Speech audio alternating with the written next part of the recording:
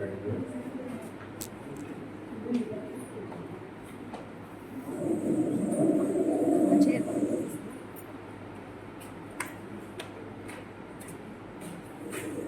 of you had breakfast. Let us make it an interactive session. I just don't want to make it another boring session for all of you. So, probably I would like to join you people from there. So, as far as my concern, for workshop kind of thing, this is not a complete workshop. Though I can say there is some mannequins and all, but this is not a complete workshop that I'm what you are expecting for a BLS session. For BLS session, as per AHA guidelines, we need to have a small group or adequate number of mannequins, like one mannequin for 5 attendees should be there to perform adequate practice. So that's why I don't consider this as a full-time or a complete BLS course, but this is kind of introduction for you people. I was in discussion with ma'am also that once we get through this session, maybe we'll plan something in a small groups like 5 to 10 people. Each time we can attend in hospital, so that we can train you for one day. It's a one-day program. BLS is a completely one day you have to stay. Maybe first few hours will be your theoretical session, and then the practice will go on till evening. So the practice and the theoretical sessions will be a combined program. It's a one-day program, so that you will be the hands-on will be very much useful for you, and that gives you more confidence to perform when you face the situation. So consider this as an introductory session for you people, so just to know what is BLS and all, kind of theory also. There will be few things which I will be repeating, or sometimes I will be stressing or sparing more time, because in this BLS or ACLS, what we call advanced cardiac life support, that is only for the medics, paramedics and medics for ACLS. BLS is for everyone. Even in BLS, again, for healthcare providers, there is a different methodology, and for bystanders, there is a different methodology. And for even if for a ground level staff, there is something called hands-only CPR. So these are different levels of training schedules that are there. Maybe you should fall in something like BLS, where you are neither completely onto the patient care side, nor you are completely off the patient care. So I would recommend all of you to pursue, if you are interested to pursue BLS course. In Western countries, BLS is mandatory for every citizen. Okay, so if you go to Western countries, it is mandatory that every person, whether it is a bystander or medic or paramedic, whoever. For medics, it is ACLS is mandatory. Whichever specialty you are, the ACLS is mandatory for medics. For paramedics and others, BLS is mandatory. Okay, so this is like maybe down the line 10 years, India will also get to a stage where it is going to become mandatory for all the citizens. Now whatever we are following is the American guidelines, the American Heart Association guidelines. Now we are in a way to develop Indian guidelines. So that's maybe in a couple of years we are going to come up with the newer guidelines for Indian setup. And the training programs are being there, instructors are getting ready.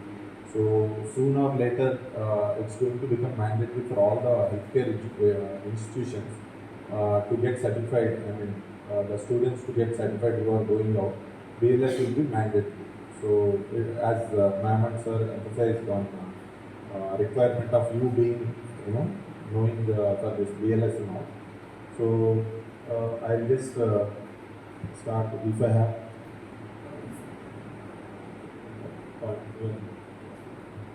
Because every time if I have to tell you to change. How many of you have come across anybody who is unresponsive among yourself? Are you comfortable with only English, Telugu? How many of you are from out of state, non-Telugu candidates? All of you are from Andhra? So all of you understand Telugu and English both, right?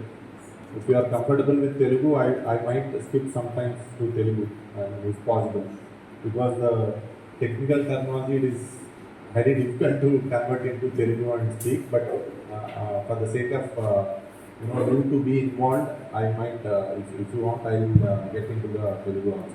It's not an issue. Okay.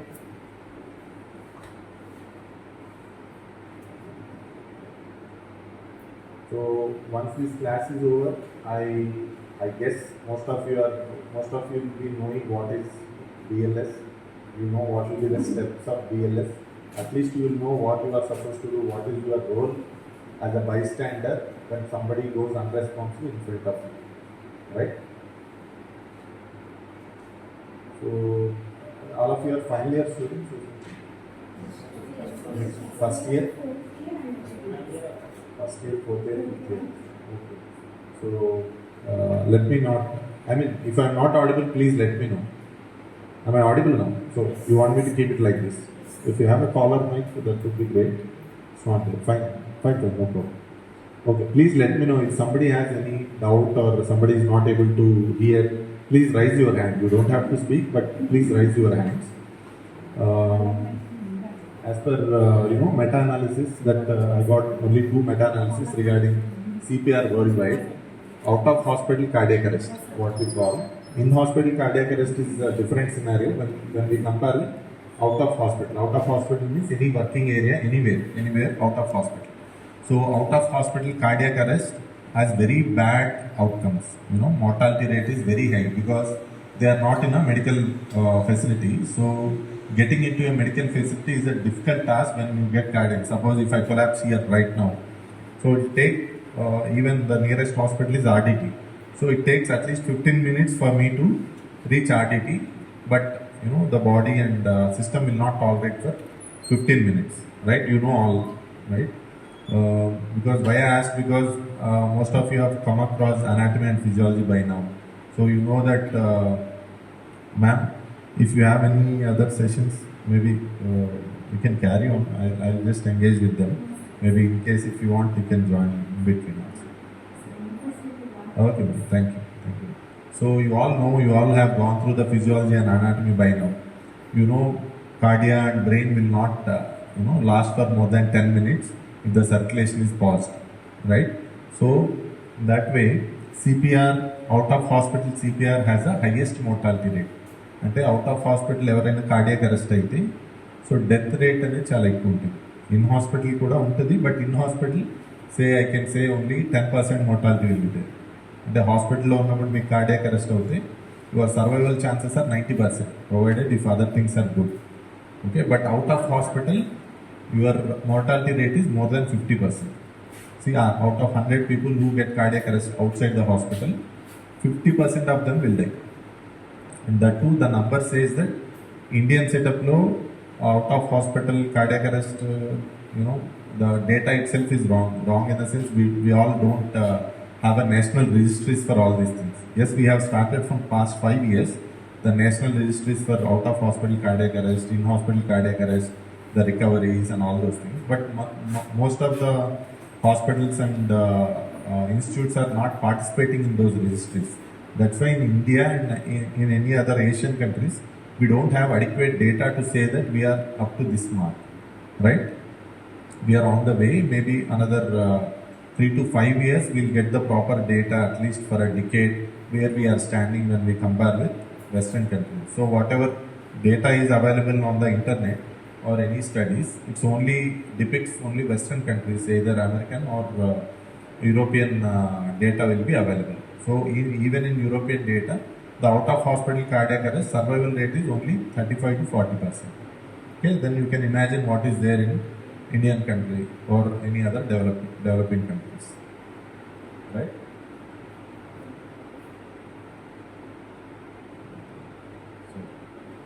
So as I was telling, in India, as far as we know, it's only approximate. The actual numbers might be more than this. So 1 million patient gets out of hospital cardiac arrest every year. So out of this, you can consider if they are in the hospital, what I mean to say, in the hospital doesn't require that any specialist or something. At least if they would have got provided a CPR, basic life support, many of them would have survived. So that is where we are emphasizing the importance of basic life support or simple CPR, cardiopulmonary resuscitation, right? Mm, so I just would like to come down to your level and then speak. Uh, it's very easy to remember ABC, right? So previously it was ABC. Now AHA guidelines in 2020 they have changed ABC to CAB. CAB means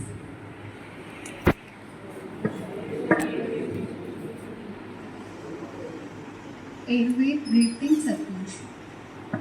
airway breathing circulation. So that is in order of importance.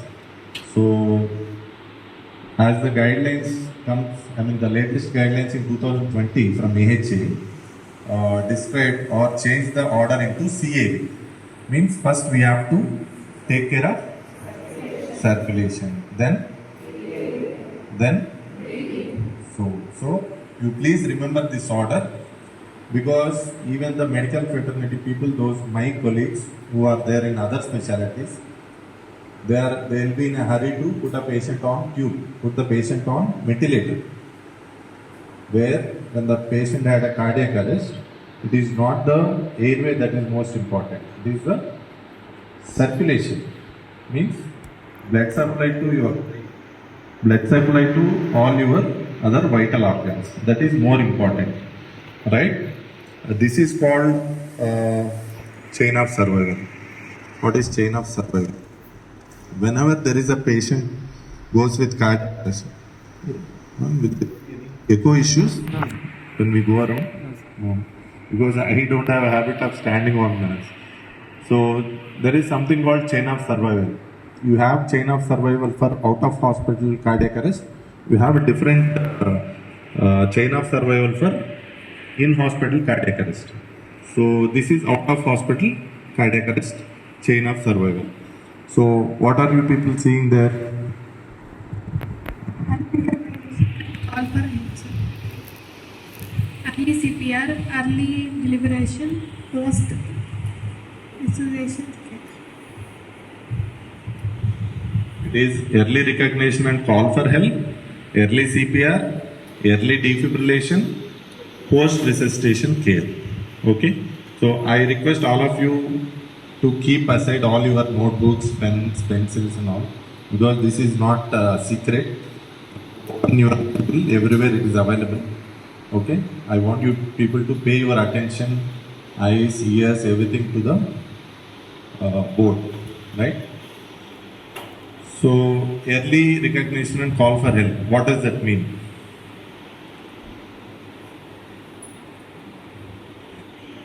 You have to remember this sequence.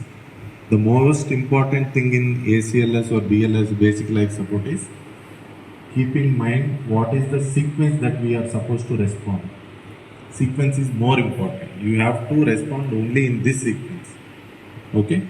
Whoever responds in this sequence, the outcomes will be good. Because all this is made out of 50 years of a lot of studies published and all. Finally, they have come to this level. Even now, every 3 years, AHA guidelines will change. There will be some guidelines every year also, but every 3 years they'll change the entire guidebook. So this is the latest one, which says the chain of survival. Okay, this is a basic definition of basic life support. What is basic life support? You all should understand. There is no need to mug up the. So, can anybody read this? Because I was telling about the sequence, right? This is the exact sequence that remember. Because I am going to sequence. Approach safely, check response, shout for help, open airway, check breathing, call 108 rescue, 30 chest compressions, and 2 rescue breaths.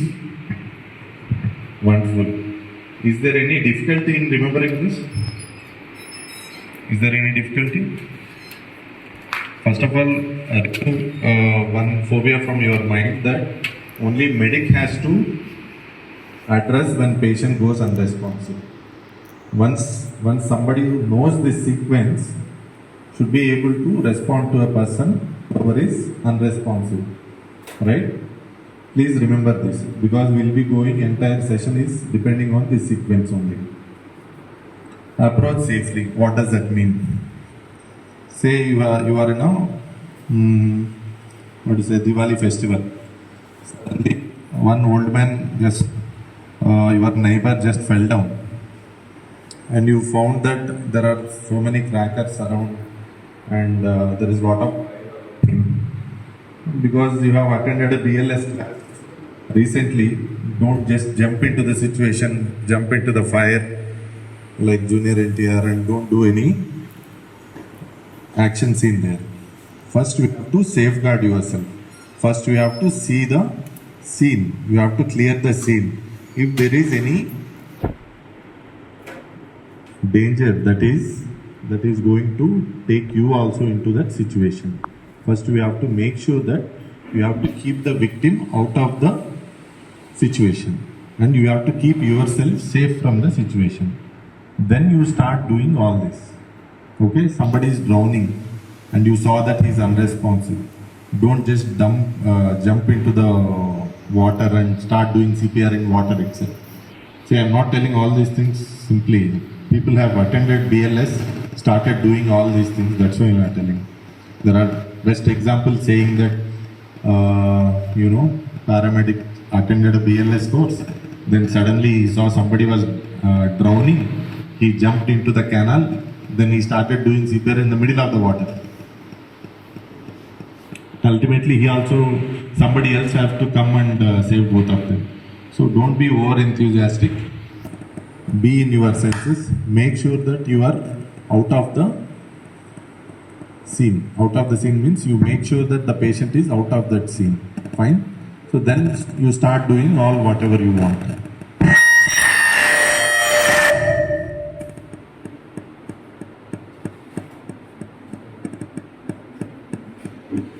is no harm for you to approach the patient or approach the unresponsive person.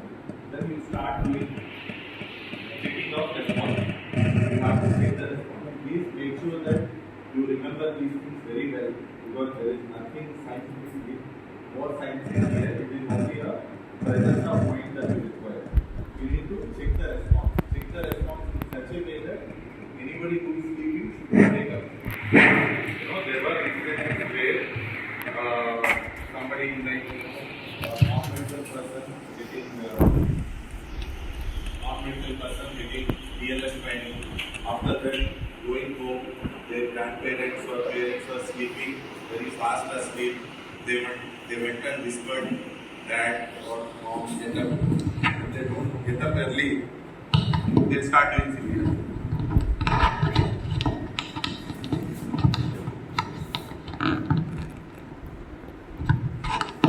All these things happen even in hospital also.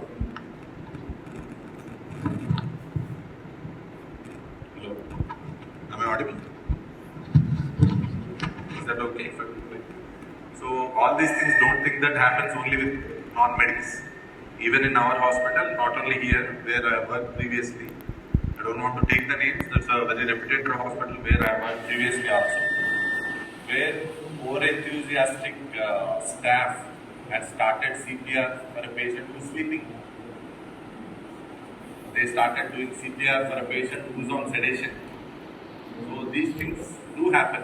Don't think that it will not happen. Even it may happen with you and me also. Provided if you are involved too much today and you start feeling that no, I know how to do CPR, I wanted to do it also. It happens every year.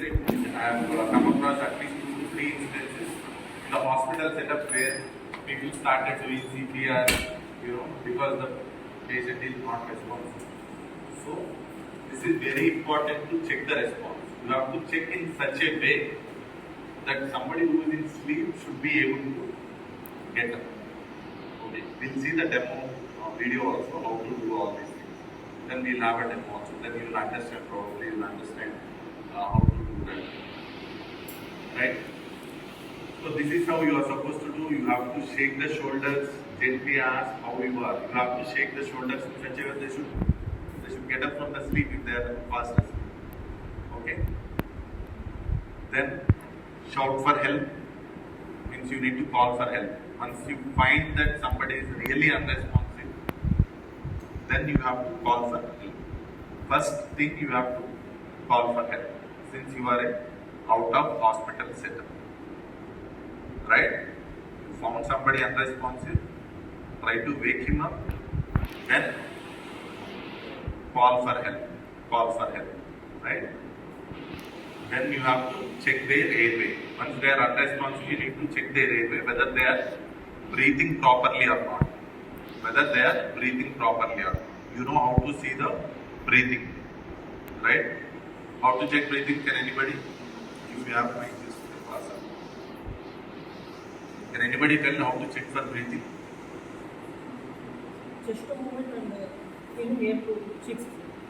Chest movement, yes. Absolutely right. Chest movement is one. Then Feeling air through cheeks. feeling air to cheeks. My cheeks. I didn't get it. Why cheeks will be filled? Moment check చేసిన తర్వాత ఇట్లా face ఇలా పెడితే nostrils నుంచి air వస్తుందా లేదా అని check చేస్తాను. To see the chest movements. For that, sometimes you may have to stoop down because from పై నుంచి మీకు కనపడుతుంది. See, vertical chest movements you will not be able to appreciate if you see from above. So you may have to stoop down to the patient position level. Then you have to observe whether is there any movement of chest or not, or movements of breathing or not. Okay. If there is no breathing, or if you have any doubt that whether breathing is there or not, or if the breathing is abnormal or something, then you should check the airway. Airway means your windpipe, simply said. So from mouth to your glottic opening is called your airway, upper airway, right? So whether is there any obstruction for your upper airway? This is a simple thing that you can see because now you consider you don't know anything about medical field. So then what you should do is you should see this airway. Somebody might be breathing sometimes, but they will be heavily breathing. There might be some obstruction at the glottic level, means tongue fall might be there because of drowsiness and all. Those things you can see. Okay. So what will happen when you see airway? See, there are 3 axes in airway. Okay. So what you are supposed to do is you saw there is no tongue fall. Once you saw that there is no tongue fall, what you are supposed to do is simple maneuver. Simple maneuver is head tilt, chin lift. Right? Head tilt, you need to do like this, then chin lift. That's all.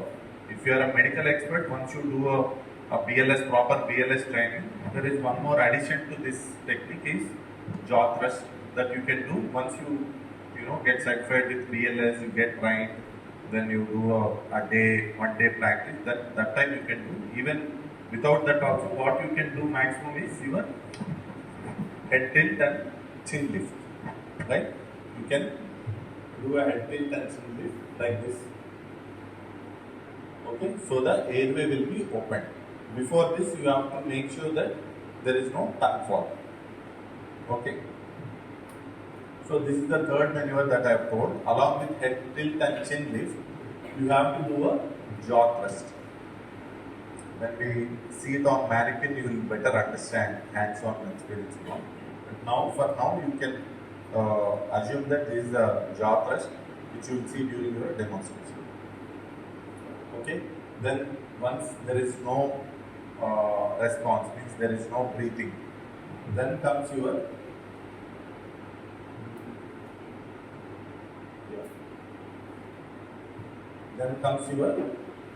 chest compression. Patient is unresponsive, not breathing, call, then start CPR. This is the most important thing in entire session is this chest compressions. So I have just kept only for the sake of completion of that order only 30 and 2. But what you should know is what is the appropriate chest compression. This is the most important thing. This is like heart for entire program or entire CPR. This is the main thing. Or apart from that sequence of the events that you are going to do, chest compression is the major thing. Okay, because this is the only thing that is going to save patient's life. You have to place your heel, you know, anybody right hand or left hand?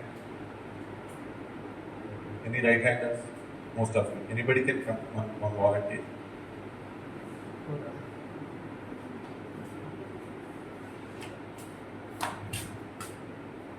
All of you can start practicing. Keep your hands.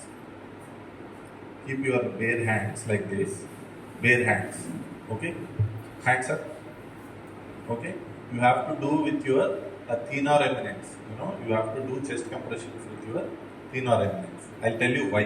When we do demonstration, I'll tell you why. Okay?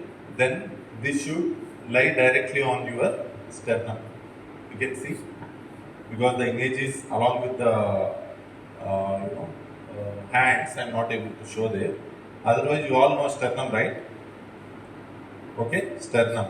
So lower third of the sternum. If you divide the three parts of the sternum, you have to place your thenar eminence on the lower end of the, or middle of the second and third.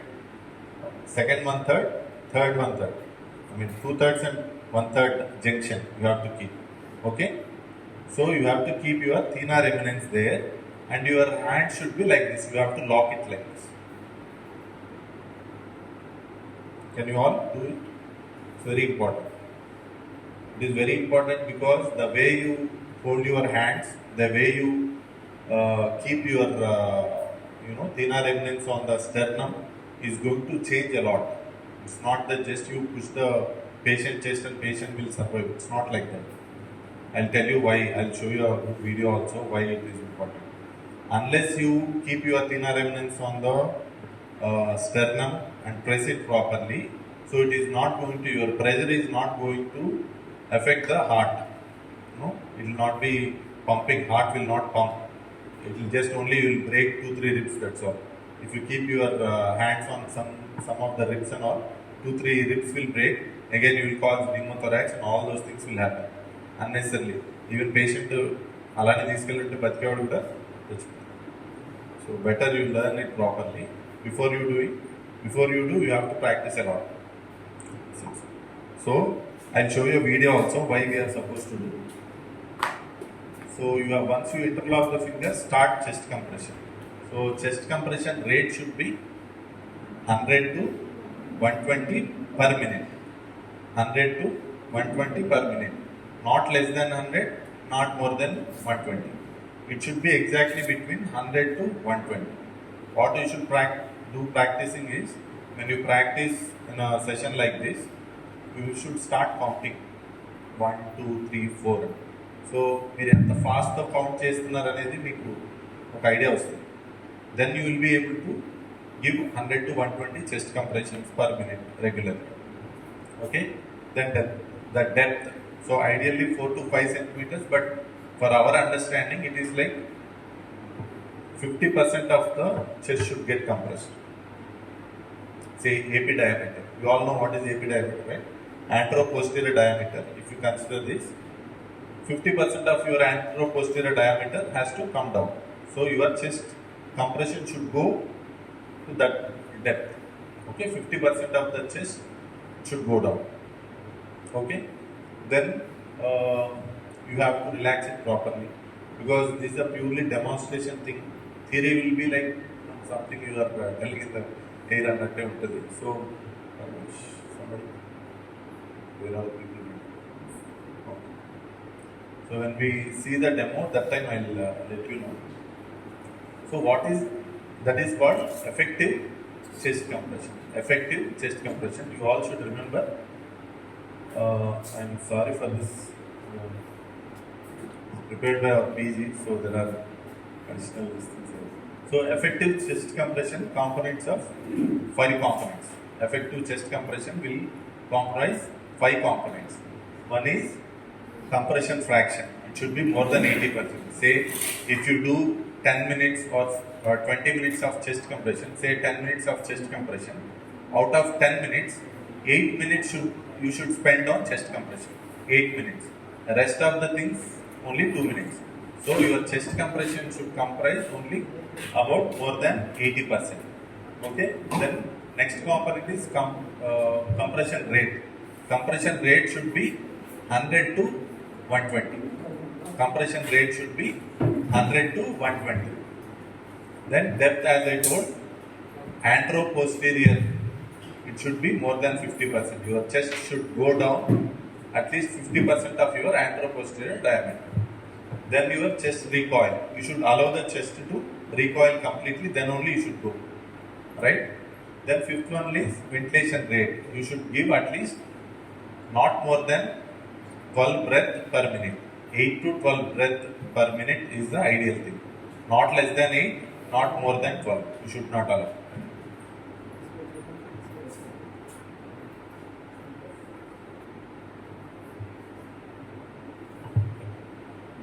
Press the video.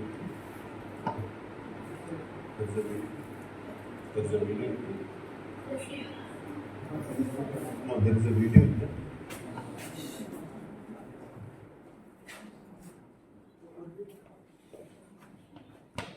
You have to wait. I'll show you a nice video why it is important to have this chest compression, this 5 components, all this. So because what will happen, you know the thoracic cage, right? So what we are trying to do is, we are going to compress the thoracic cage. Anatomy, are you fine with thoracic cage and all? So in the thoracic cage, what all will be there in thoracic cage?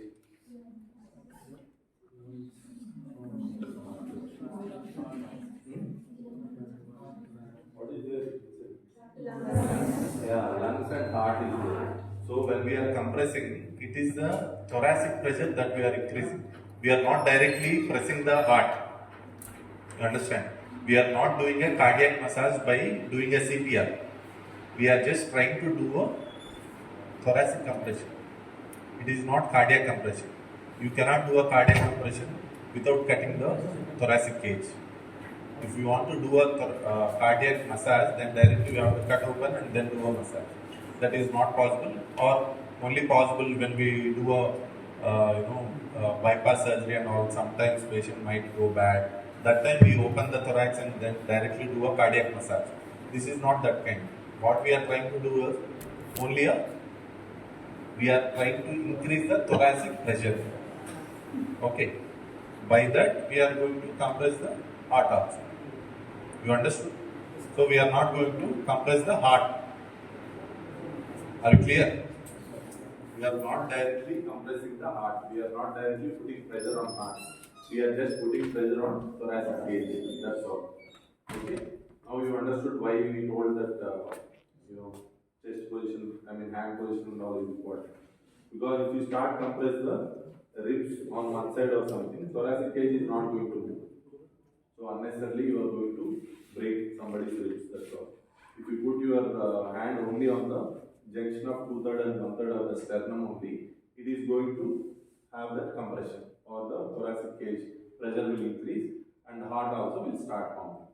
Okay, that is the very main reason for us to say where to keep the hand and all. And second thing, the rate. Rate is also 100 to 120. Usually you can say that your normal heart rate is around 70 only. Why to do 100 to 120? Because the pressure that we are giving is not equal to the what the heart regularly functions. So we are just trying to develop the heart function or heart rate so that it adequately supplies the blood to all the organs, especially brain. So the most vulnerable organ in the body for hypoxemia is brain. Okay. Even after CPR, if somebody gets a heart rhythm and if his brain is not functioning, we don't call it as effective CPR. We call it as futile CPR. Understood? Say you have done a CPR and then patient, you saw that pulse has come back, then patient said, okay, fine. It's all good effort from your side. But on the other side, what has happened, because we have not followed this effective CPR points, like we have not given proper chest compression, we have not given adequately time to recoil the chest, and we have not adequately maintained the number of breaths and all. So because of all these things, blood supply to brain would have been hampered, and the patient will remain brain dead for a long time, then there is no use. So when brain is dead, then there is no point of patient being alive, right? So only his heart will function, but no other system will function. So we call it as futile resuscitation. If you don't do CPR properly, patient will land up in brain dead.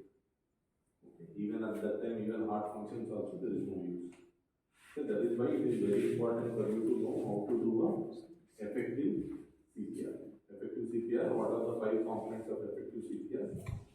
80% of the time you are supposed to spend on chest compressions, right? Second one, rate should be not less than 100, not more than 120. Third one, chest compression should be anteroposteriorly at least 50%. Fourth one,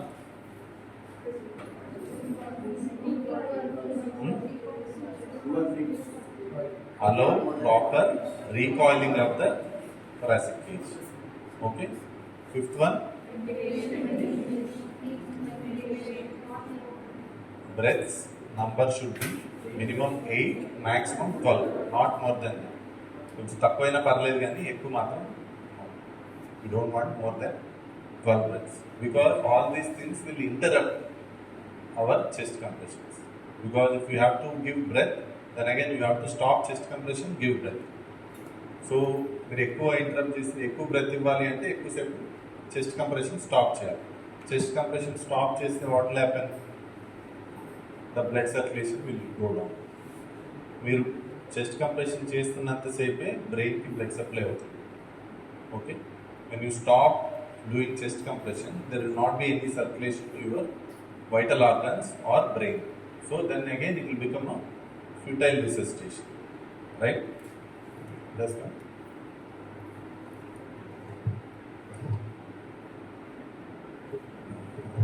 That's it.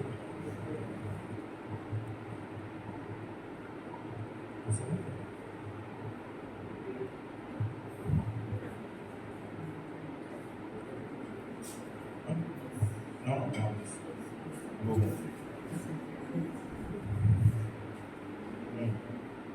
అక్కడే play అవుతుంది కదా. Okay, play on this. See, this is a normal blood circulation. When the heart is functioning, you will get proper blood circulation to brain. We are just trying to concentrate only on brain, though the other vital organ also will be the same. But as I told, most vulnerable organ for hypoxemia is brain, because that is going to die immediately, because there is no alternate. You know, right? Some of the biochemistry somewhere you must have read, physiology you must have read. Brain cannot, create its own food. It has to depend. It is dependent on blood circulation. See what happens. Play. Play. Okay. So when you start doing chest compression, you will see what happens now. This is the thoracic cage that you are seeing. See, this is the thoracic cage where you have to concentrate. You are not concentrating on head part. See what will happen. See, you are compressing here. Thoracic cage is going down and heart is getting compressed. So what will happen? Heart gets compressed and మొత్తం blood అంతా blood circulation అవుతుంది. You got it? You got my point, right? What I was trying to tell. So if you stop compression, there will not be any blood circulation to the vital organs, especially brain. So what we are trying to do is, we are just trying to minimize the interruptions for chest compressions. Out of all these steps, chest compression is the major thing that you need to learn. So how to do chest compression, where to keep your hands, how fast you are supposed to do, how much pressure you are supposed to do, all those things, just only chest compression. Even if you don't do anything else, only do chest compression also, there are high chances of patient getting survive. Okay?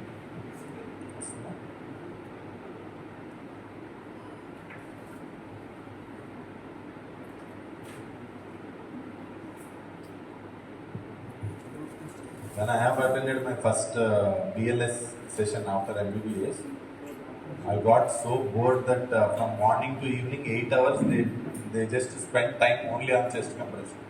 I would have made do chest compression for around 50 times, 50 rounds. Like every 3 minutes you need to, 2 minutes you need to change rotation only. 50 times in a day they made me do chest compressions. So after that, life lo don't forget that. I want you people to understand why the chest compression is so important. So that's why I'm showing you. Okay? It's faster than this.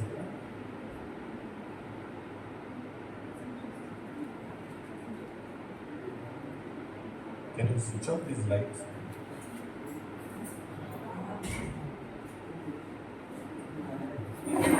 See?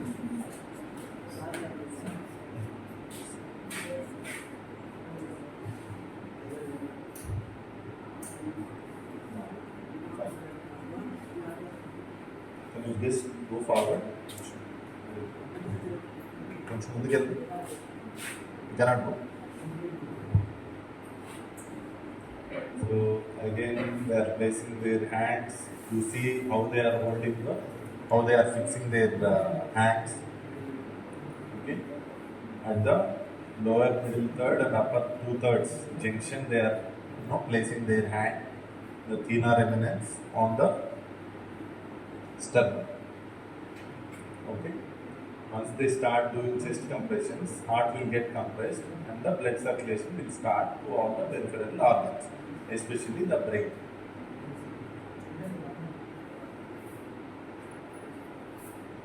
So let us see what will happen if they stop chest compressions.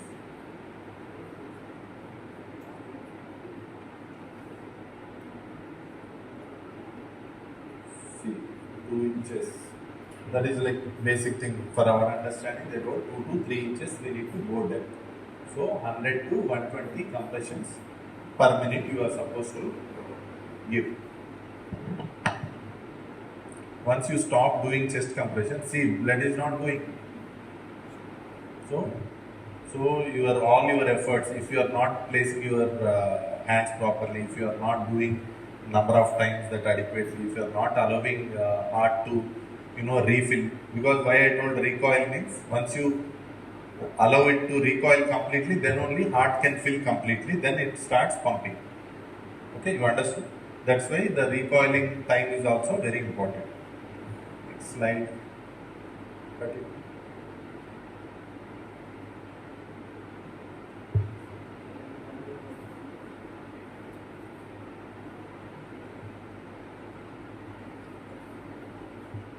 This is like out of hospital, so suddenly somebody falls here. You have to use now after COVID, they are trying to change the protocols. Directly mouth to mouth breathing is now avoided. So they told to use at least post COVID, they have come with hands only CPR, something called hands only CPR, sessions, because giving mouth to mouth breathing can cause a lot of other contaminations or other diseases. So they are trying to avoid this step and they are trying to give only chest compressions. Only chest compression is good enough. Okay, if you are too confident and if you can maintain the sterility by using some kind of mouthpiece, then you can give the mouth to mouth breathing also.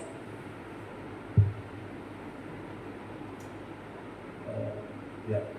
Then once you give your breath, then you have to start continuing CPR. Every time you give breath, you have to stop your chest compressions, give a breath, then start CPR. It's not like both simultaneously cannot be given, because both will go ineffective.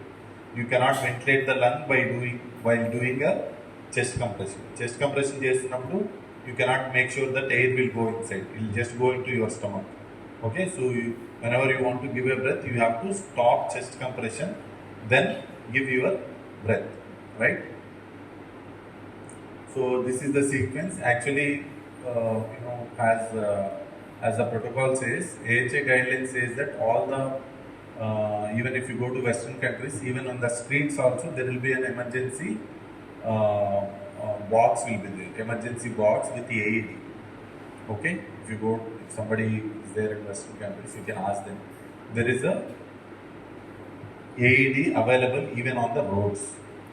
Okay, of course, institutes and other buildings definitely they'll have as a part of their safety features. But even on the roads also, in public also, these AEDs are available in Western countries. But in India, only it is recommended that only hospitals and other institutions like educational institutes should have one AED as per guidelines. Maybe down the line 3 to 4 years they are going to make it mandatory that AED should be available in all public places like hospitals, temples, or any other public places also. What is AED? AED is what is AED? AED.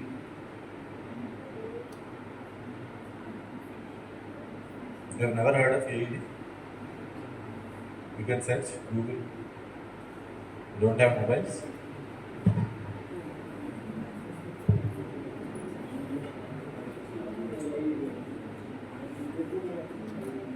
Because when you attend BLS class session, that a certification class, you'll know, you'll have to, you'll see this AED, you'll get the AED, you'll get exposure to AED, you'll get exposure to do CPR and all.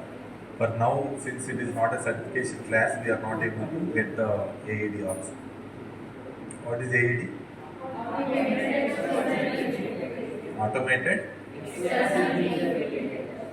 Automated external defibrillator. So, because the most common cause for sudden unresponsive or sudden cardiac arrest, what we call sudden cardiac death or stunning, most common cause is VT or VF. What is VT? VT, VF, ventricular tachycardia, ventricular fibrillation. These two are the most common cause for sudden cardiac arrest. Okay, so whenever any patient goes with cardiac arrest or unresponsiveness, there is more likely that patient might be in a VT or VF. That is why these external defibrillators will be available. So it is an automated one. You don't have to detect anything. The defibrillators that we use in hospital setups are something like big paddles. You will all be seeing in movies, right? Shock bedtar. So that is your defibrillator. You are going to fibrillate the heart. You are going to give a shock to the heart so that it gets into the rhythm. What is the rhythm? Regular rhythm, normal rhythm for heart. Normal heart rhythm. Physiology.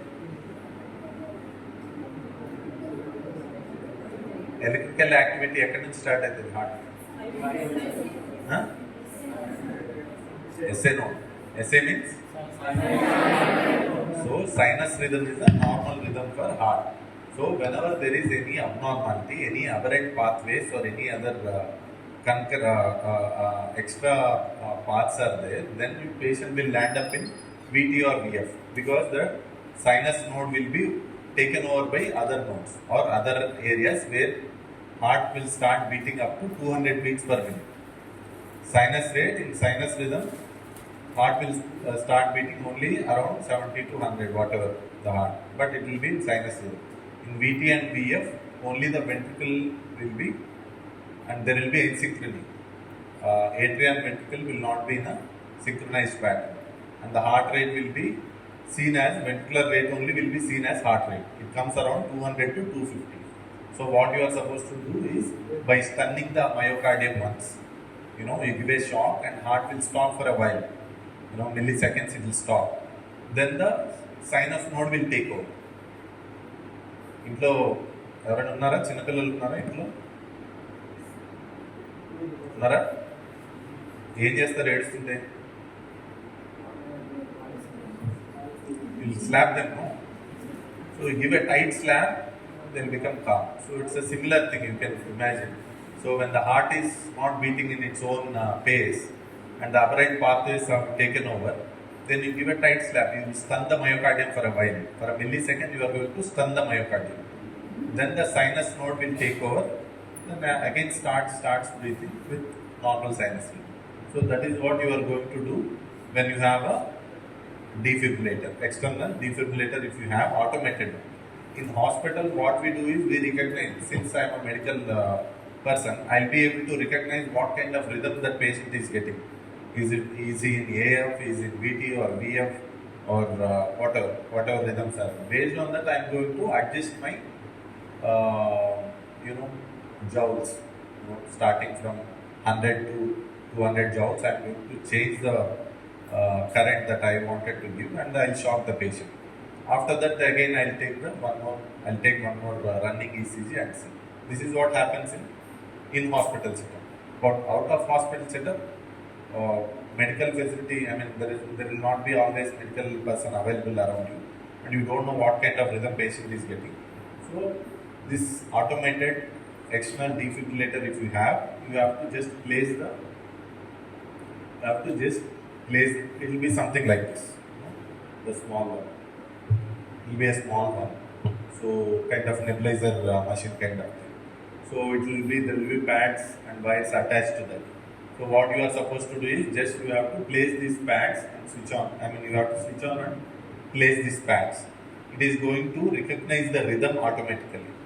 If it is a shockable rhythm, it is going to announce that it is a shockable rhythm. I am going to give a shock. Fine. Then you have to make sure that nobody is around the patient, or I mean nobody in contact with the patient physically, because the shock will not be delivered properly and you will get electrocution. Okay, so you have to stay away from the patient. First you have to switch on the AED, then you have to place the paddles, then you have to stay away. You have to listen to the AED. We'll show you once we go to the certification program. We are going to show you how this AED works. We are going to place that AED. You are going to push the button, and all these things you are going to do. But for now, you just remember that there is something called AED. You are going to switch it on and place the paddles there for the patient. Then you listen to the AED. You don't have to do anything. Then if it is a shockable rhythm, then definitely it is going to give you an announcement that I am going to shock the patient. Then you have to stay away from it. You have to tell everyone that stay away from the patient. We are going to shock. Okay? I am clear, you are clear, all clear. This is what we do. Even when we do it in hospital setup also, if I am shocking the patient, I have to check myself whether I am clear from the patient contact. Then I have to see everybody is around or clear from the patient contact. Then I have to shock. I have to announce, saying that I am clear, you are clear, all clear, I am shocking. Then shock. But out of hospital kabatti, this is going to happen automatically. But you have to announce it. The AED machine also is going to announce, but it's your responsibility. Okay? That's what you have to stay away from the patient, not in contact. Away ante ఇంటికి వెళ్ళిపోవడం కాదు, just కాంటాక్ట్లో ఉండదు. The patient కాంటాక్ట్లో ఉండకుండా you have to say, shout loudly that all clear, then you have to shock. Once you shock it, then you have to start CPR. So the difference here is,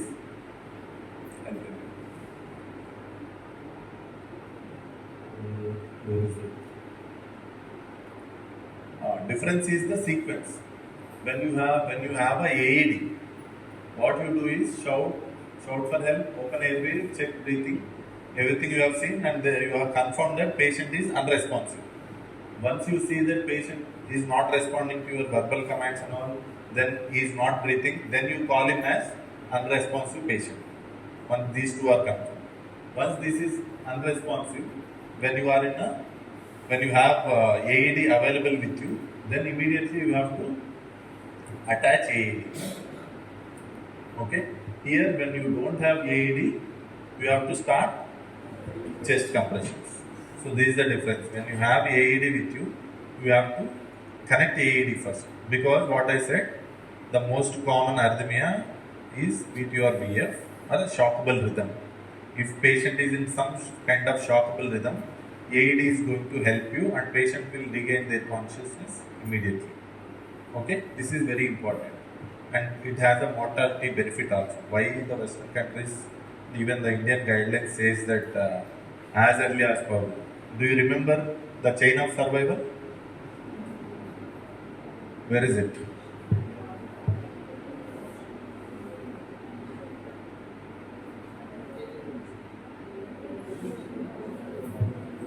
early defibrillation. So if patient, because that is the most common cause for sudden cardiac arrest is your arrhythmia, that is why early defibrillation is mandatory. If you have AED around you, definitely you need to utilize the AED. Okay. So this is the main difference between when you have AED and when you don't have AED. Okay, fine. So once you see that patient has got pulse and all, so where do you check pulse? Radial. First preference is your carotids. Carotids. Can you all feel carotid?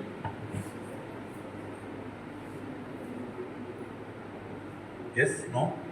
How many of you are feeling your carotids?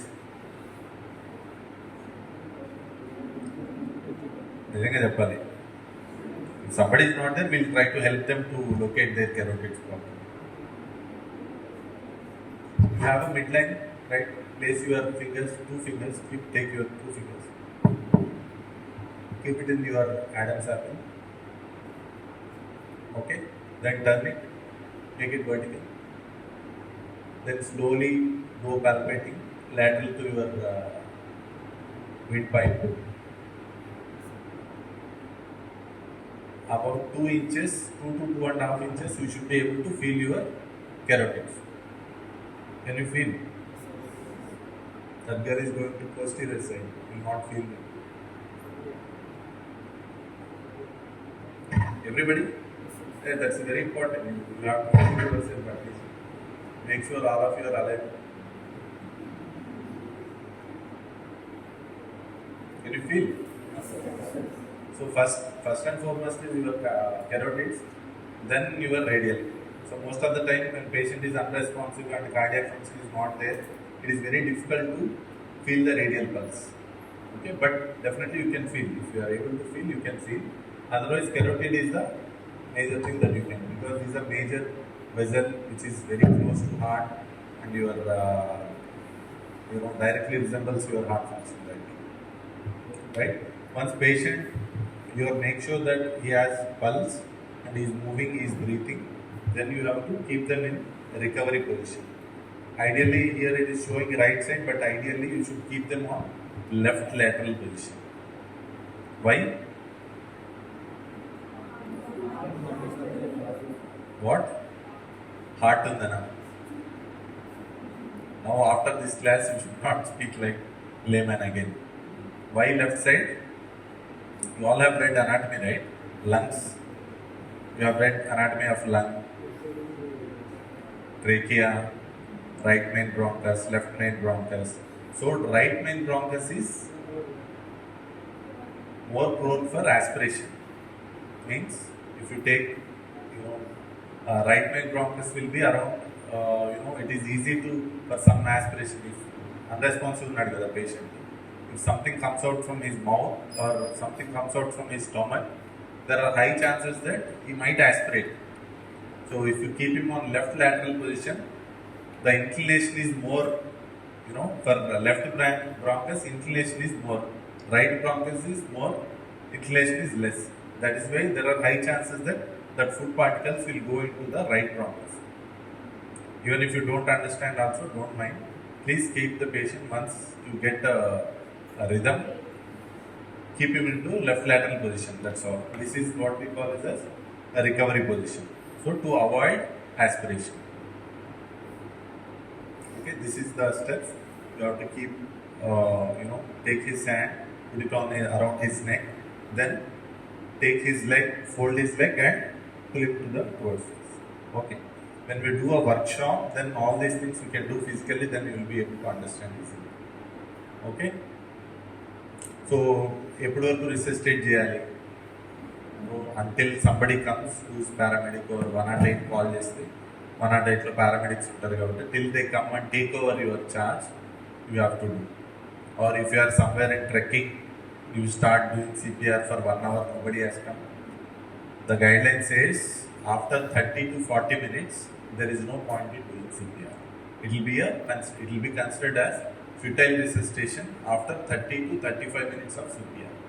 Even in hospital cardiac arrest also, 30 to 40 minutes if you are doing CPR and if you don't find return of circulation, then you consider it as futile resuscitation. So after 30 minutes, you have to take a call that you are not going to continue the CPR. Fine.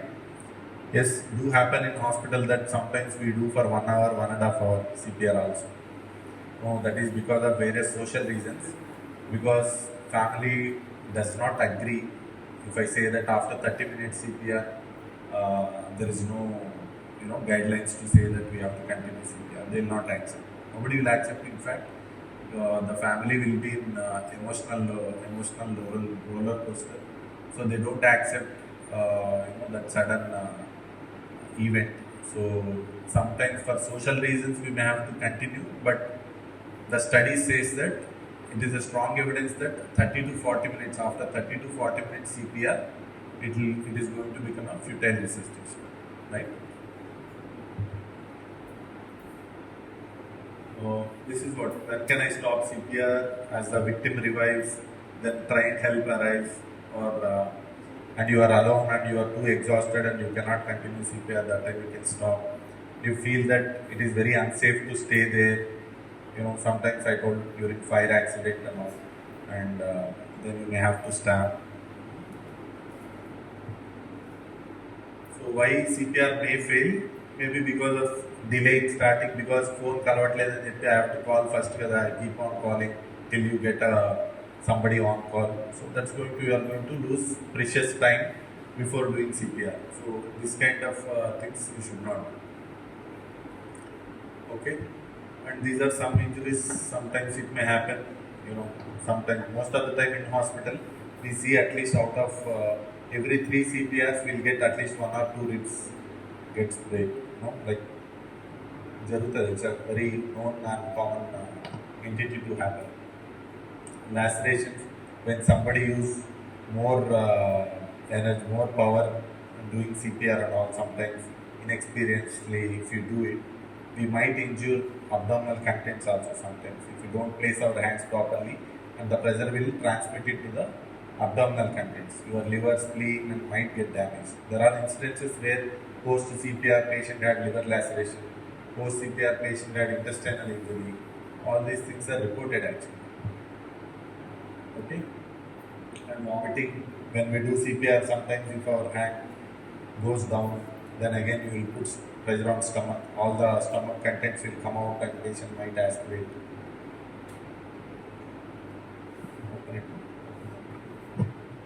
I'll just see how the sequence of events happen, how you are supposed to do analysis, just a video. Yes. Why it is not playing from there?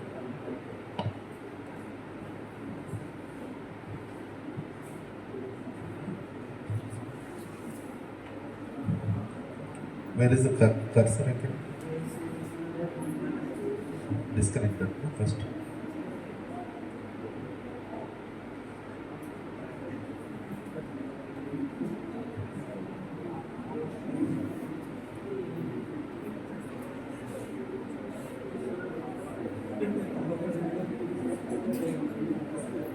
No, I'm downloaded. It is in.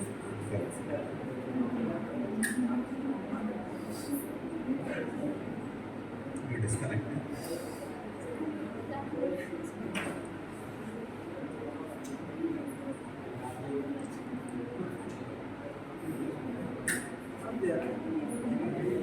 PPT play what?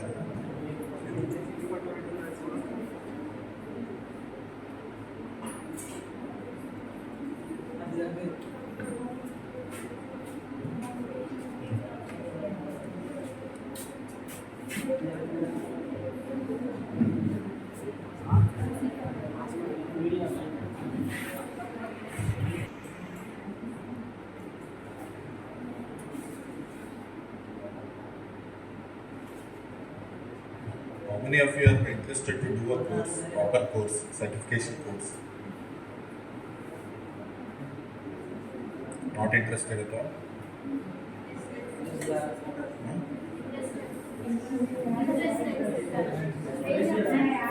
Yeah.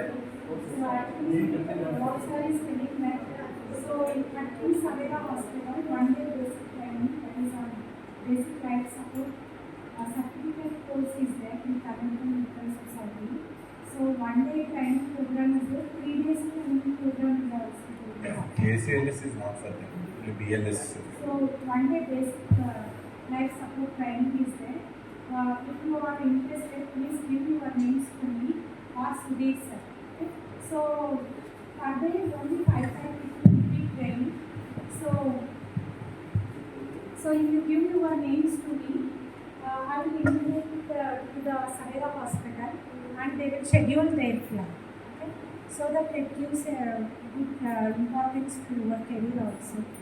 You can get some knowledge and practical training also will be there. So each day only 5 people will be trained. So if you give your names, I will inform the hospital and to the sir also, so that we can plan a schedule. So now you will please just raise your hands how many of you are interested. No compulsion, it is voluntary. Just it's a voluntary thing and 1 day basic training.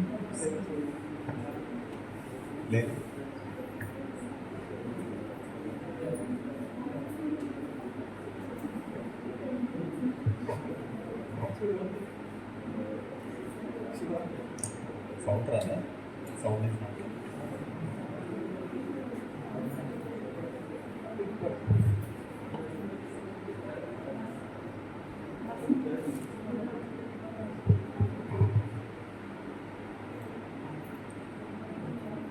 So they are doing a airway check. They are doing airway check. Fine. So she saw that there is no chest raise. She was not listening anything. Just she was seeing the chest. Okay.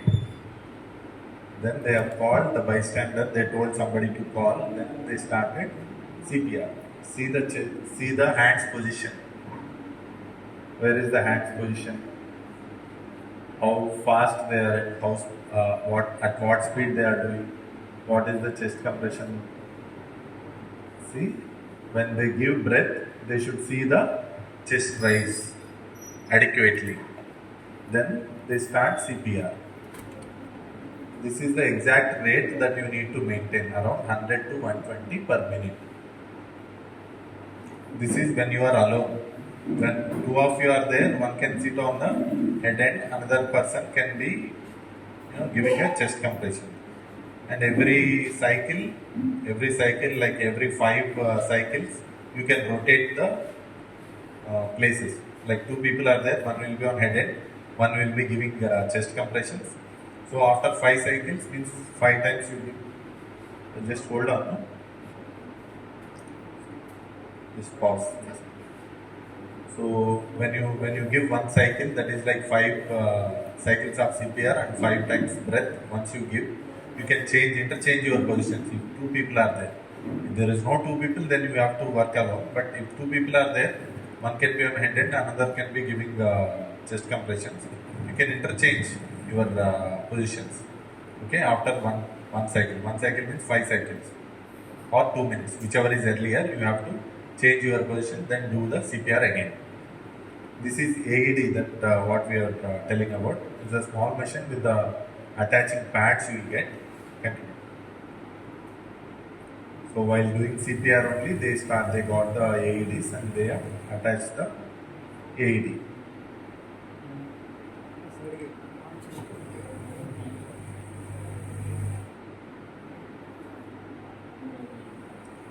Okay, they have connected AED. So it is going to detect and it will give the instructions whether to shock or not. So once it gives that it is going to give shock, everybody is clear, then press the shock. I'm not able to get the audio. Then once shock is delivered, you should start doing CPR again. Just because you have given shock, it doesn't mean the patient will revive automatically. No. If there is a rhythm, even if the rhythm has come to sinus also, it may take some time to get the circulation also. So you have to check. Once you give shock, Then start CPR. After one cycle, you check the pulse again. Once it has come, then only you should stop.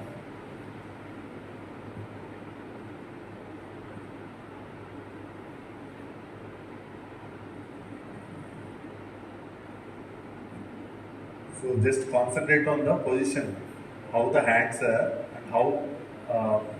So see how he is bending upon the patient. Like the elbow should be straight, you know, elbow should be straight. He is not bending the elbows. He is not putting pressure on patient chest. He is not putting pressure. Just he is giving the compression. Whenever he gives the compression, only the hip, at the hip joint only his movements are there. He is not leaning on his shoulders. That is very important. So you can see the chest rise clearly when they do a breathing.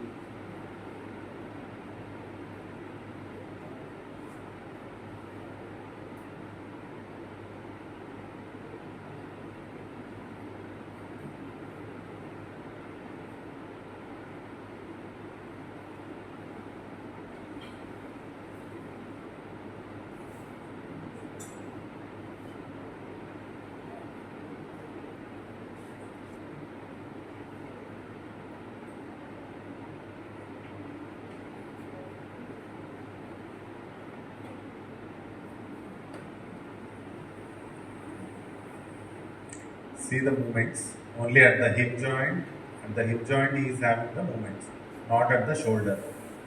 Okay? Go fast. Just yeah. So meanwhile the medics have arrived, paramedics or somebody has arrived, and they have taken over the patient from there. Go on, close it.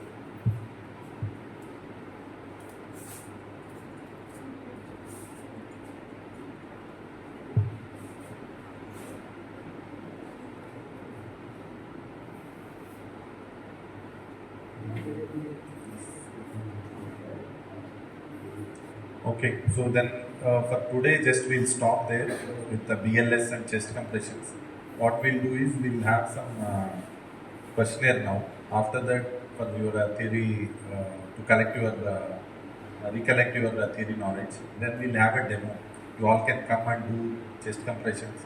Lively, you can do the chest compressions. We'll correct if possible. Whoever wants to volunteer also can come here. We'll correct all of you. Everybody will get a chance to do a CPR at least one cycle. You must do one CPR at least one cycle. You can divide if you want. You can divide 2 batches, and then one can go for break, and another batch can start doing CPR. Okay. Now take all your pen and paper now. Or else keep quiet. Just where is it?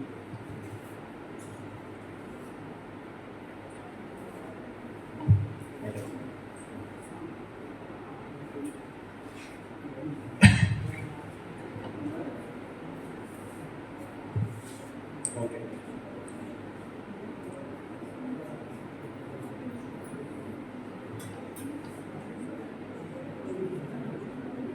All of you write the answer in your papers.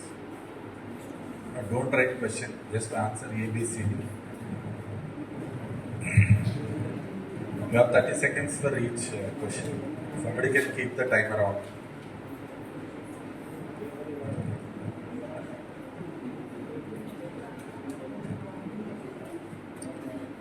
Time? Start? Your time started. 30 seconds you have to answer this question. I'll read it for you. What is the compression to ventilation ratio you should use when giving CPR to any individual? 30:1 means compression versus breath rate.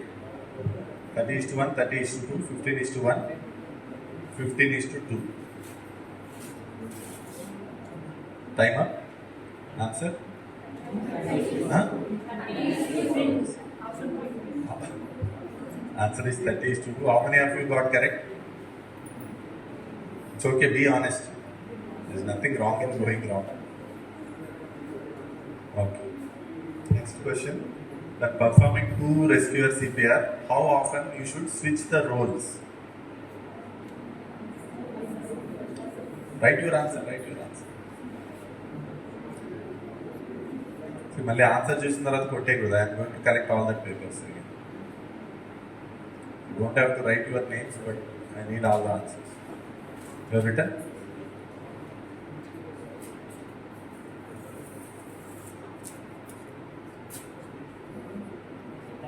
Time up? Okay, everybody is done? How many of you got correct? Okay, good. So when operating an AED, what are the correct steps to follow?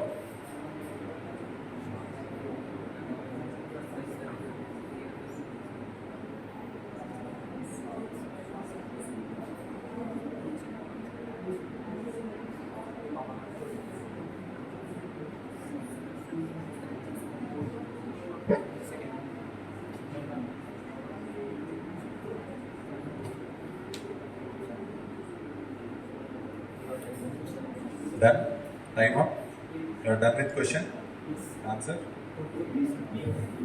How many of you got correct? Most of you. Yes.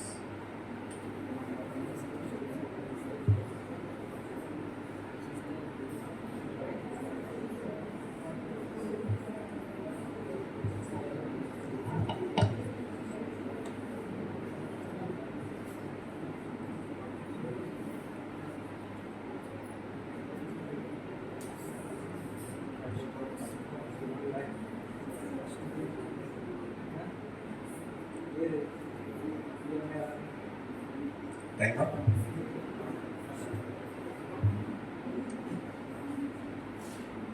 If somebody wants to confront with the answers, you can do it, not an issue. Fine? How many of you got correct? None? Oh my God. So you need lot of practice here.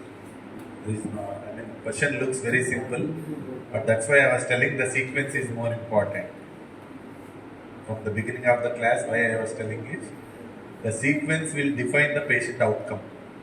Okay? That is why it is very important.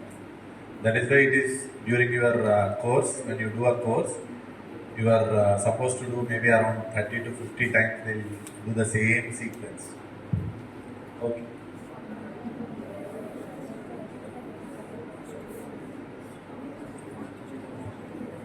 Of course, I don't give much time because all of us have gone through MSET and all. Whenever we get some question, we'll write all of them. Right?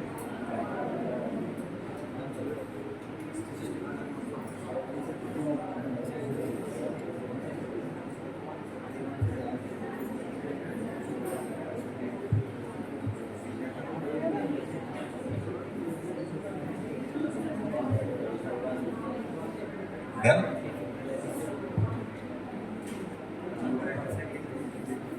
How many of you got wrong? 1, 2, 3, 4.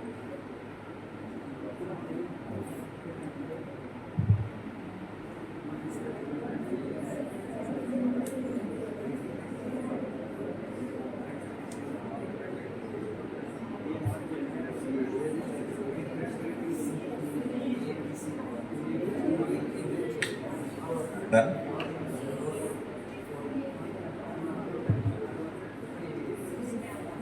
How many of you got wrong? If somebody raises it, I'll walk away. Oh my God. Yeah, circulation means you are doing chest compression to give circulation only. Okay, you are doing chest compression. I told you, it is not that you are trying to pump the heart or you are trying to restart the heart. Your chest compression is not going to restart your heart. Fine? There is some other mechanisms which are going to restart your heart. Your chest compression is not going to restart your heart. Your chest compression, you are artificially, you are just trying to pump the heart. You are, whatever heart is supposed to do, you are trying to do it artificially. Fine? That is to maintain the circulation for your vital organs, mainly to brains. Fine?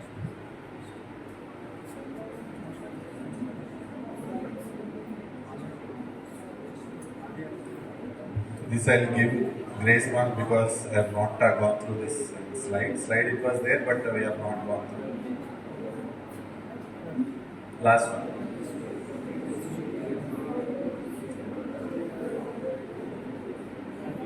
This is typical MSET question.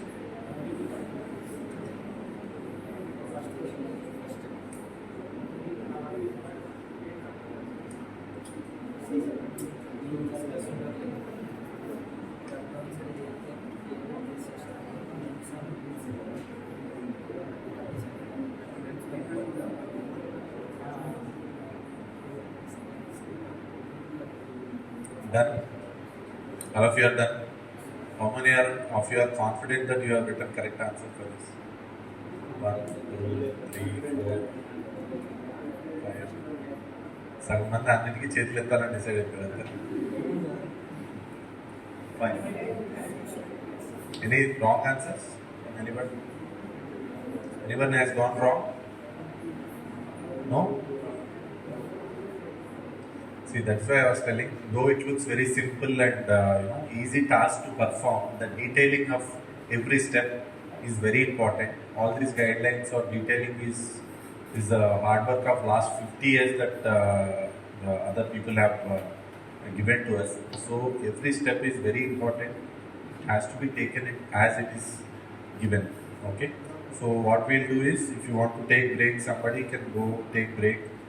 If you want to have 5 batch, you can have. We'll have a demonstration session here. You have to perform CPR on mannequin. Then I'll just try to give you some guidance regarding how to where to sit, where to keep the hands, how fast you can do. Okay, all those things. Only on CPR, chest compression. Nothing else we are doing here, right?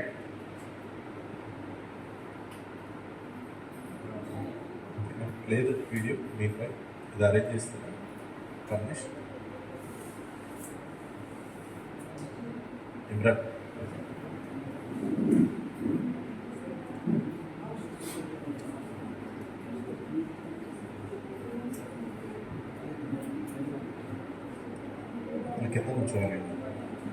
They have to sit. We'll place it here. And they put it up there.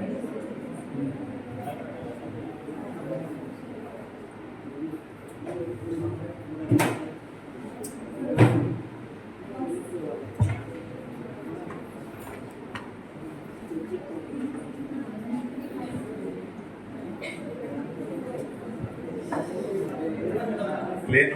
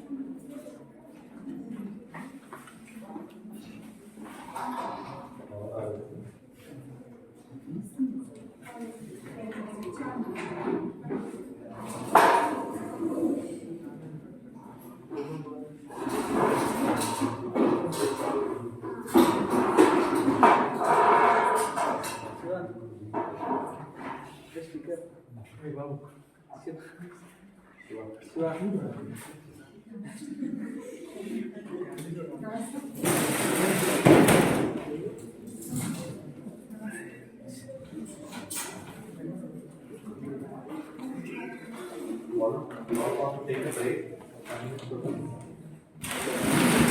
3 members can come. 3, 5. 5 members can come and do the practice so that we can. So if anybody want to take break, we can go outside and you can come back after 5 minutes. Because if I want to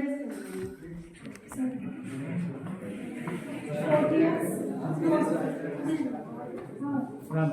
5 years students can make it fast.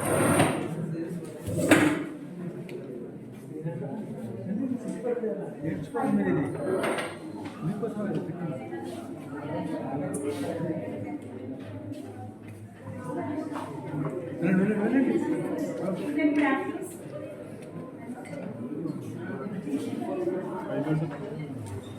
more people who wants to join also, it's fine because it takes more time there.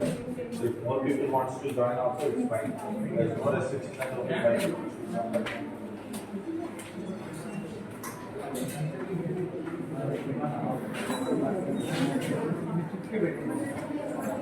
So if you want to take Just stand there. go outside and come back.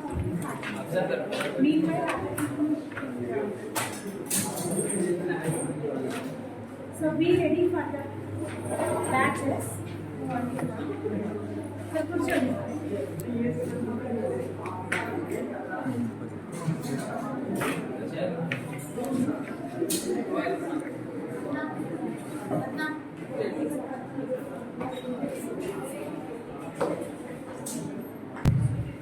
Should come forward if you want to learn. What can you say? Video you said. If you want, we'll play the video also. Sure. What students?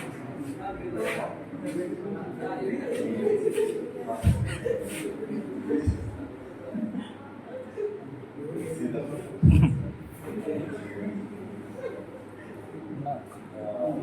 whenever you see some unresponsibility, your first response should be to evaluate whether the patient is exactly understanding what you do. You come. Yeah, shout, please. Sir, hello sir. Can you listen? Sir, yes sir. Then you have seen. Then what you are supposed to do?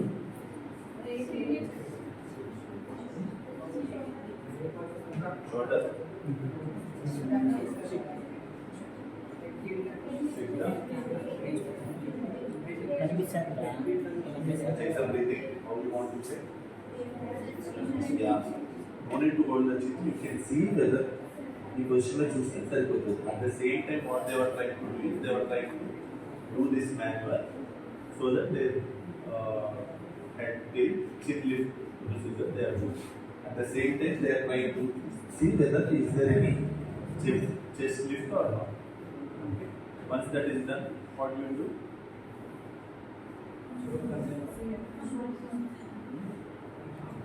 So you want to check the pulse? You check the pulse. Sometimes what will happen, pulse will be there, patient will be unresponsive. That time you don't do CPR. You are supposed to feel that is where you fall down. So you have to see patient is not breathing. If he is not breathing and there is a pulse, then you can just support and assist him in breathing. If there is no pulse also, then immediately start doing chest compression. What you have to tell somebody to call, then you should start doing chest compression. So today's exercise, just we are concentrating only on chest compression. So what I am trying to do is, right, make sure that you are out of all your restrictions. Okay, then you have to place your hands like this or like this.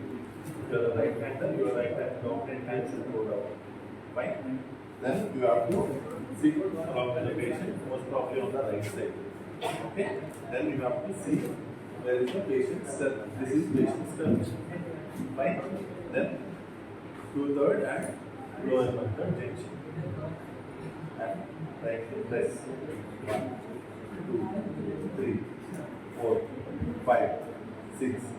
So when I am doing this, my hands are not bending like this. If I bend like this, what will happen? All my weight will fall on the patient. Then what will happen? I will not. No, the chest recoiling will not happen. When I am doing this, when I am lifting it up, if I put my pressure like this, so what is happening now? The chest is not recoiling completely. Okay, if I don't, so if my movement comes from the hip side, so like this straight, then the chest recoil will happen. Fine? Understood?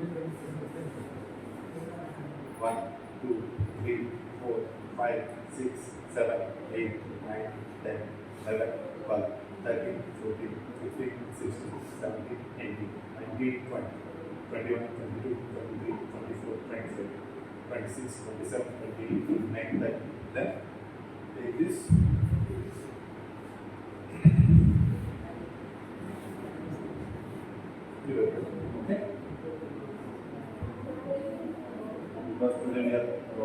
concentrate only on chest compressions.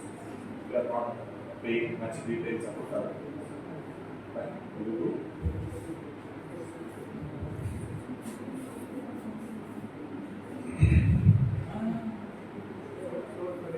What do you do? The professor is unresponsible here. Just can't, sir, madam. You don't tell me anything, and so I'll not be here. Hello, hello.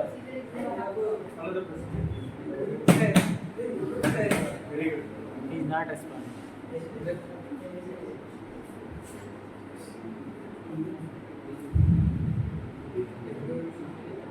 Don't break his neck. The professor, if it is 50 years, then neck extension will not be there.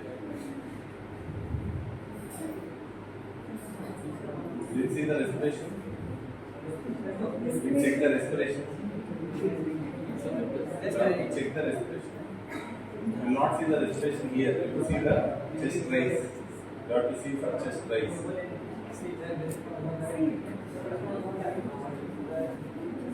Not there, man. Chest raise where you are sitting.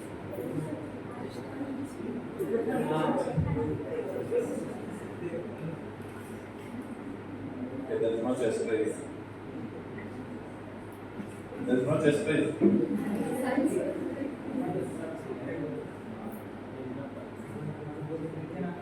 No pulse. Yeah.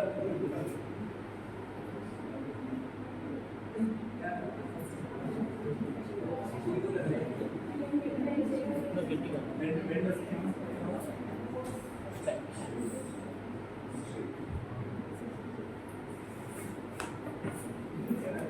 Straight. Should be straight. Count.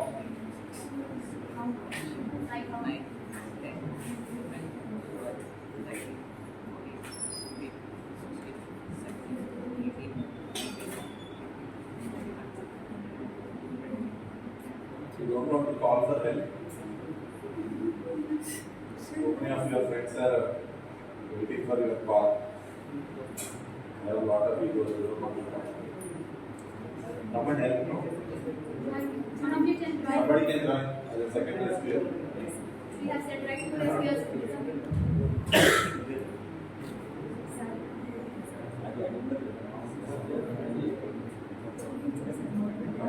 Thank you.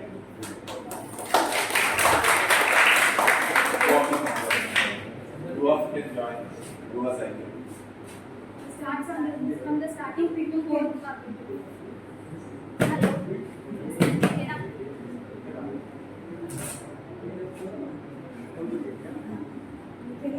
Chest. See the chest. Everybody is looking into their mouth. You will not see anything from. See the chest rise.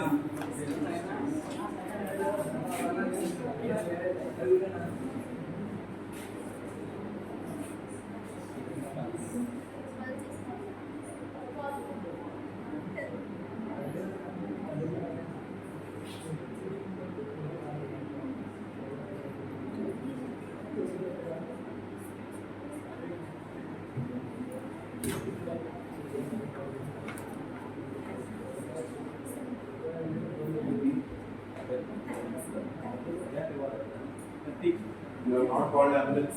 You have not called 118. She told to call already. See, don't hesitate to enact because this is a practice. So when somebody falls down, you will be in a panic. You will not be able to recollect everything what has been told on that day in the class and all. Unless you enact properly and implement, you will not be able to respond on the day when it requires.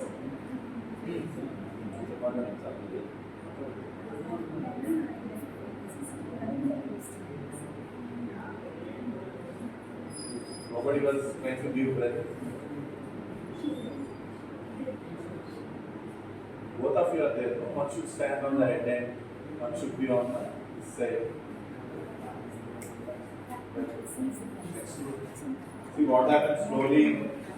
Of the batch, there will be some more points will be added, and finally, whoever will do it in a better way than the first person.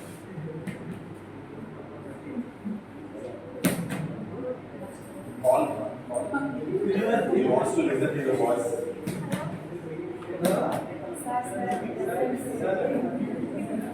Shouting is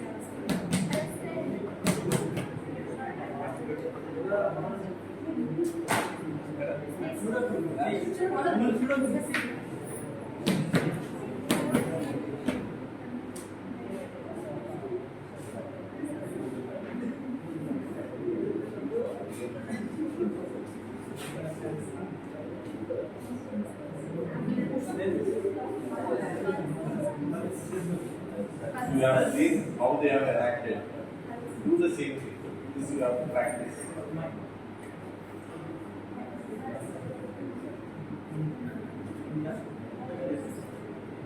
Assume that no one is here to help you.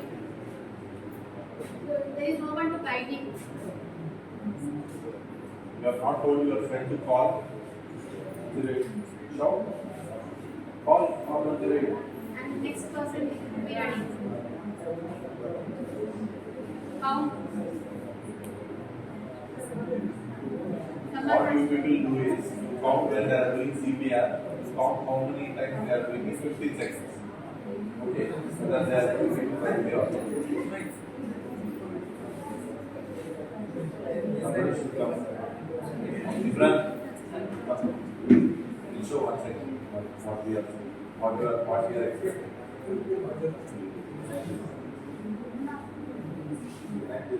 He is the second rescue. So somebody has fell down. So I have seen that. I am the witness. What I do. Sir, can you hear me? Please call the ambulance. Medical emergency.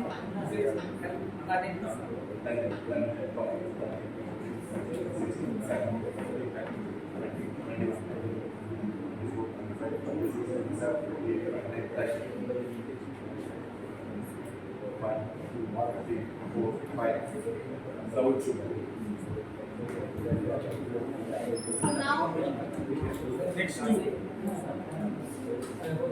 Somebody else who was not right. next two members who have not tried. Hello, sir. Can you hear me? Hello, sir.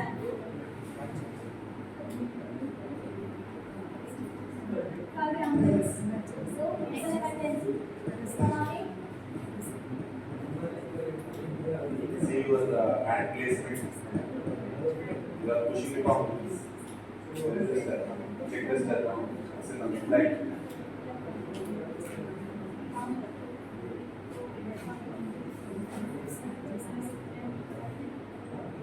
You should be straight. Your hand should be straight like this. You just come forward.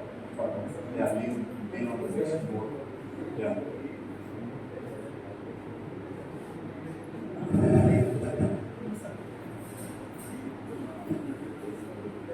Why are we counting loudly means the other rescuers should know on what count they are supposed to give the breath. At 30, you are going to stop and they'll be ready to give 2 breaths. Right? That's why you are counting loud. And the second thing is, when you are counting, if you are not able to keep up the count or if you are feeling breathless, then again the second rescuer will know that then it is their turn to take the turn. Okay? 1, 2, 3, 4, 5, 6, 7, 8, 9, 10, 11, 12, 13, 14, 15, 16, 17, 18, 19, 20, 21, 22, 23, 24, 25, 26, 27, 28, 29, 30. Right. Somebody is counting how much time they are taking the second. Take stopwatch. Come on, be active.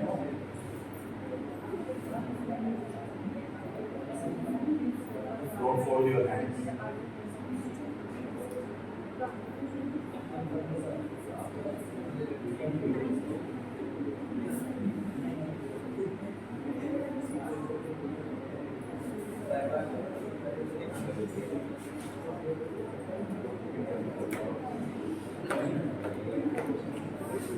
Next.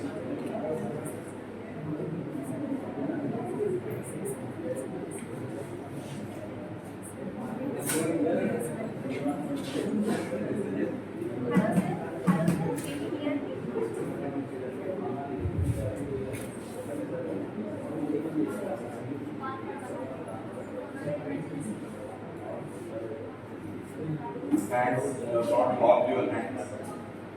Yes. Don't make your energy should come from hip, not in the shoulders.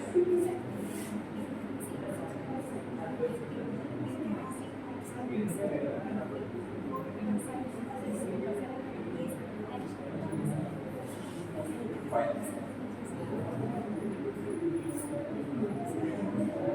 Okay, leave that looking part because that's not ready now. Do the system.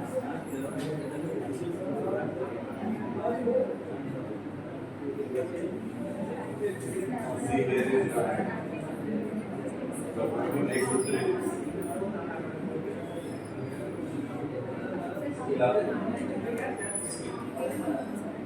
Yes. That should be on the inner elements. Of the chain of the petrol.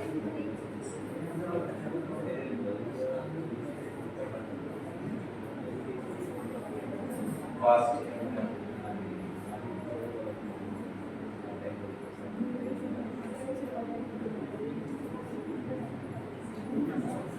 Imagine you should be very strong enough to continue the CPR for half an hour.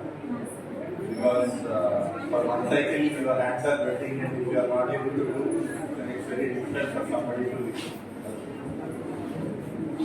Boys, one of your legs.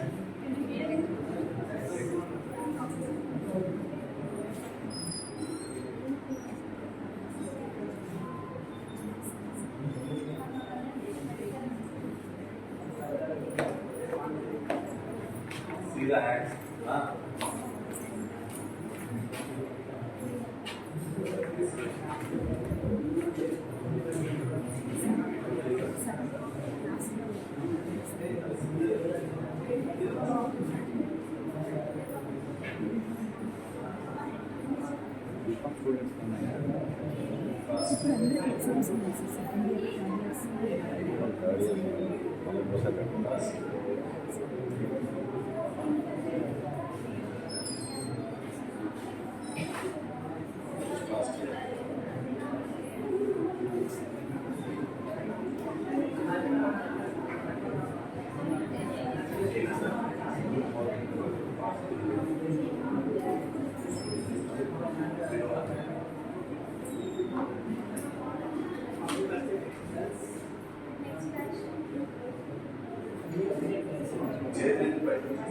Next batch of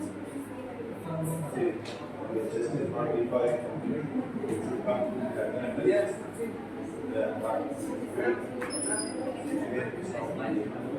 Voice. Interested voice.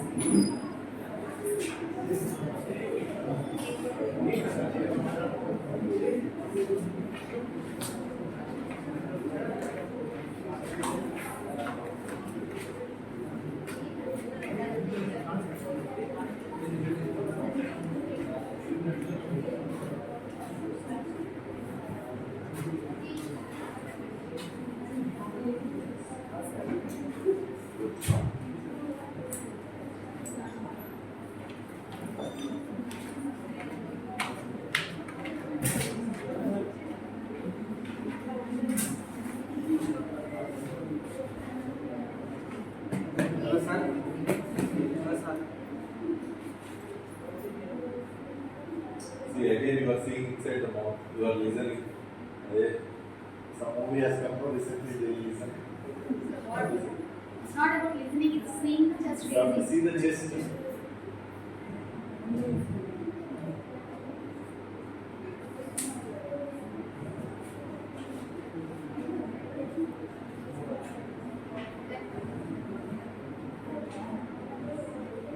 Ask them to call the ambulance. Forget the distance. Yes, sir. Next person to be on the be ready on the ventilator.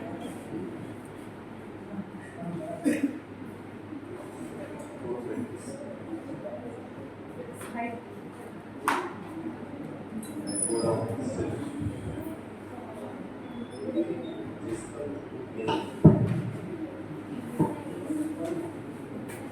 Yes. Yes. That's right. Correct.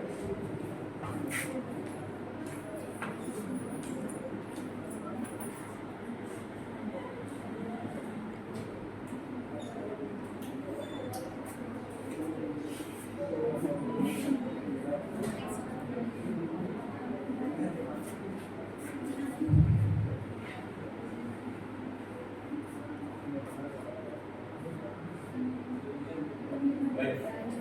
Now, where is gone?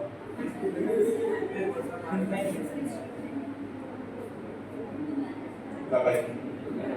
Bye-bye. Yes.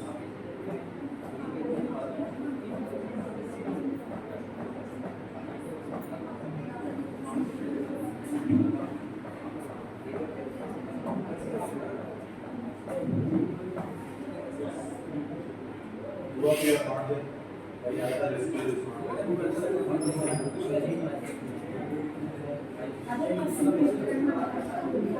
Two of you should come. One person stay on the dead end. Another person can go. Then you can change your position.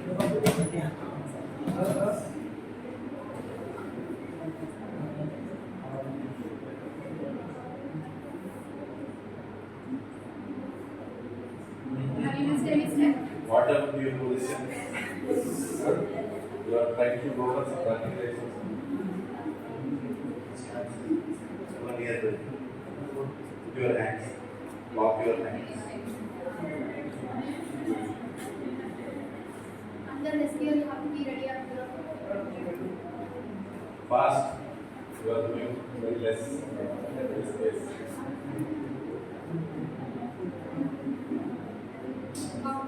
It's not effective. count B. Sir is saying something. You are effective because the CPR is not effective. You are not going 50% inside.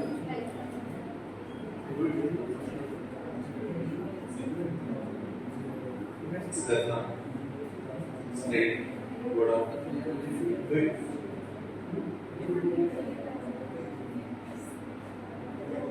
Count. Count. He was an exhaustion.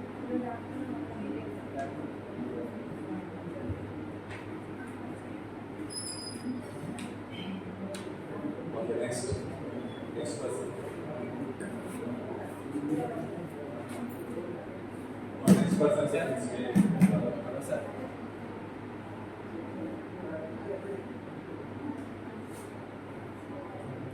Please call the ambulance.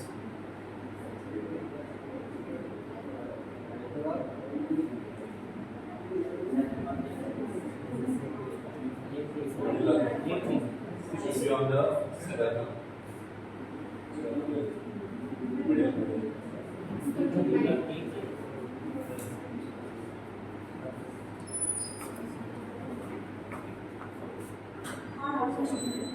Fasting, little fasting.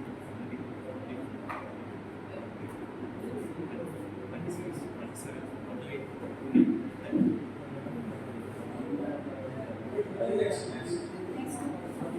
You should do కొంచెం fast.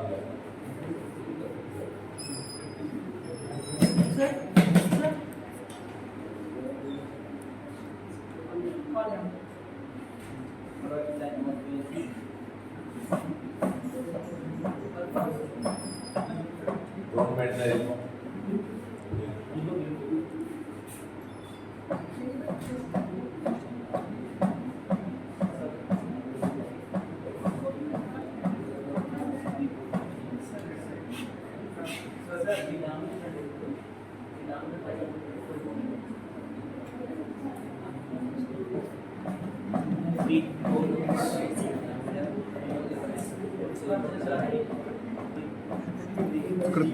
కుడుతున్నాడు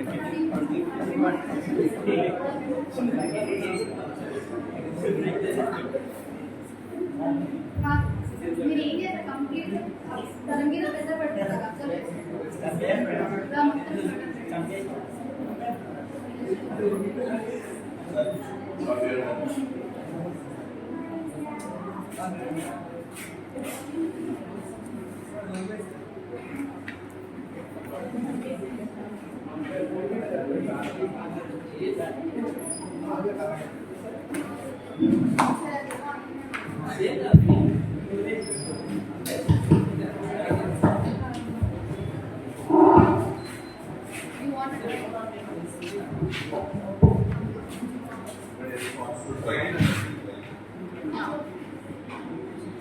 steps ఇవాళ sir ఏం చెప్పారో అదే follow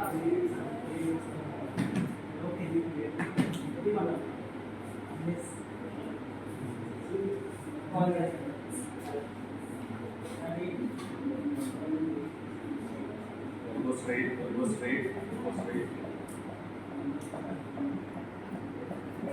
No, no, no.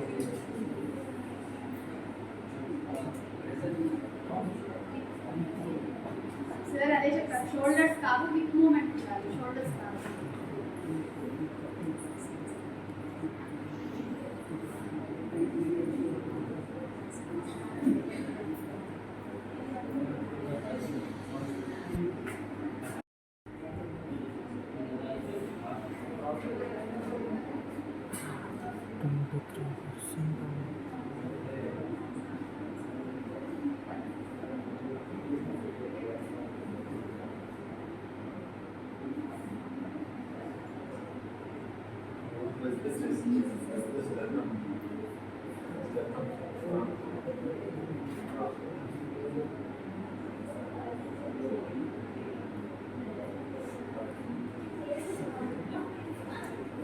Any other girls?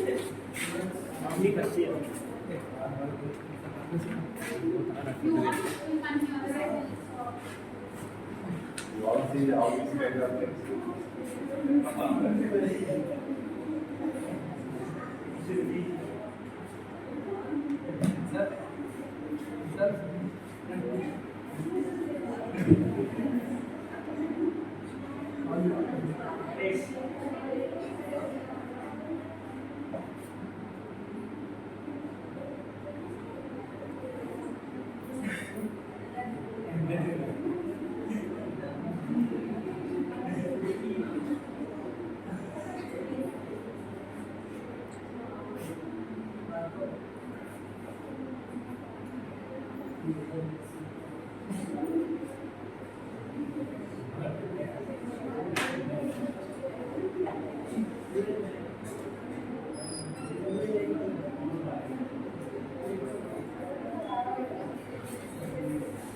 Any other next batch? You want to try? Make it fast now. Make connect.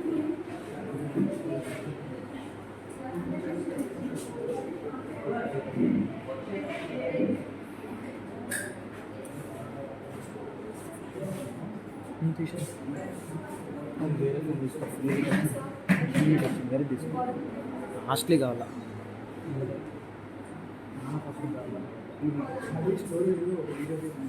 Last మూమెంట్లో ఇంకా తీసే చెప్తా